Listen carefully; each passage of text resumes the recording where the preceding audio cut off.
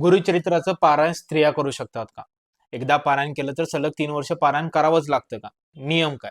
चला जाणून घेऊया. गुरुचरित्राचं पारायण ना स्त्री पुरुष कोणीही करू शकतो. मग नियम काय? सगळ्यात महत्वाचे नियम जे मी पाळतो. एक म्हणजे तुम्हाला ते 7 दिवस मांसाहार करायचा नाही. 7ही दिवस तुम्हाला ब्रह्मचर्याचं पालन करायचं आहे. तिसरं म्हणजे तुम्हाला 7ही दिवस जमिनीवरती चटई टाकून झोपायचं आहे. चौथा नियम, जेवणामध्ये सगळं अन्न ना सात्विक असावं. त्यामध्ये कांदा लसूण नसावा.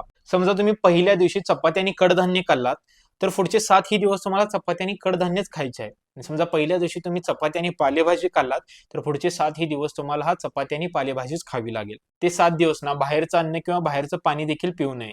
ग्रंथाचं वाचन पहाटे किंवा सकाळच्याच टाइमला करण्याचा जास्त करून प्रयत्न करावा. समजा काही कारणास्तव तुम्हाला सकाळच्या वेळी जमतच नसेल तर संध्याकाळी देखील वाचन केलं तरी सुद्धा चालतं.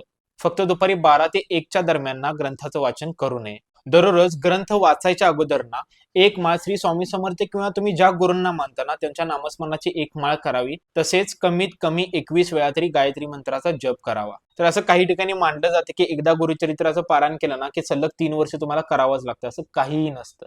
आता हे जे काय सगळे नियम मी तुम्हाला सांगितलेत ना, हे नियम का बनवले गेले त्याच्या मागचं कारण काय ना हे मी तुम्हाला फुल कॅप्शन मध्ये दिलेलं आहे. तर गुरुचरित्राच्या पारायणाची मांडणी कशी असावी, संकल्प कसा करावा आणि हे जे काही मी तुम्हाला नियम सांगितले याच्या मागे नेमके काय कारण होते याचा संपूर्ण डिटेलमध्ये व्हिडिओ मी युट्यूबवरती अपलोड केलेला आहे. तो तुम्ही जाऊन पाहू शकता. त्याची लिंक मी बायोमध्ये दिलेली आहे. आता हे जे काय मगाशी मी तुम्हाला नियम सांगितलेत ना, हे नियम आपल्यासाठीच बनवले गेले. हे नियम पाळल्यामुळे ना तुम्ही एकतर डिसिप्लिन मध्ये राहायला शिकता, एकतर तुम्ही त्याग करायला शिकता आणि सगळ्यात महत्त्वाचं म्हणजे अन्न आणि तुम्हाला मिळणाऱ्या सुख सुविधांची ना किंमत तुम्हाला कळते. तर याचा डिटेल व्हिडिओ ना तुम्ही युट्यूबवरती जाऊन नक्की पहा.